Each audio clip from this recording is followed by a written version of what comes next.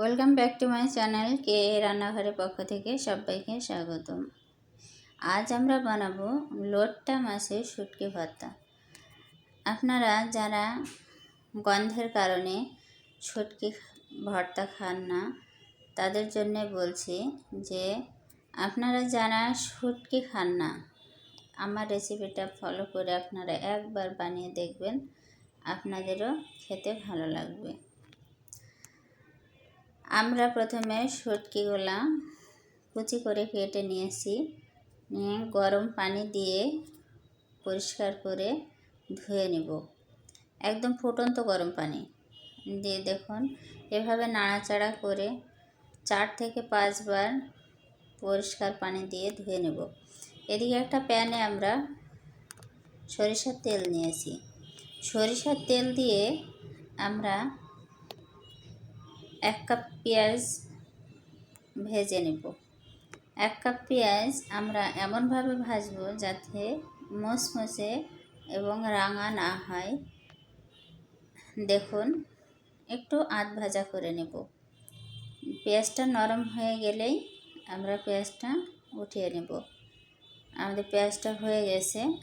ওই তেলের ভিতরে 8-10টা শুকনা মরিচ দিয়ে আমরা মরিচগুলা ভেজে নেব।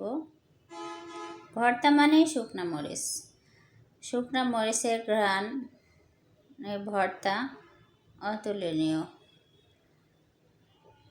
আর দিচ্ছি 2টা বড় সাইজের রসুন, পরিষ্কার করে নিয়েছি। দেখুন রসুনগুলাও আমরা ভেজে নেব। রসুনগুলা আমরা নরম হওয়া পর্যন্ত ভাজবো। দেখুন রসুনগুলো আমাদের ভিতর থেকে নরম হয়ে গেছে। রসুনগুলো উঠিয়ে নিয়েছি। ওই তেলের ভিতরে আমরা এবার শুটকিগুলা দিয়ে দেব। শুটকি এমনভাবে ভাজবো যাতে একদম মুসমুসে হয়ে যায়। আমরা একটু ধৈর্য সহকারে শুটকিগুলা ভেজে নেব।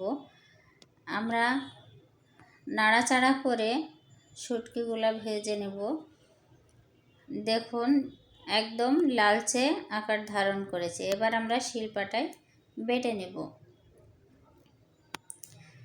আমরা রসুন আর শুকনো মরিচ দিয়ে সাথে 1/2 টেবিল চামচ লবণ দিয়ে আমরা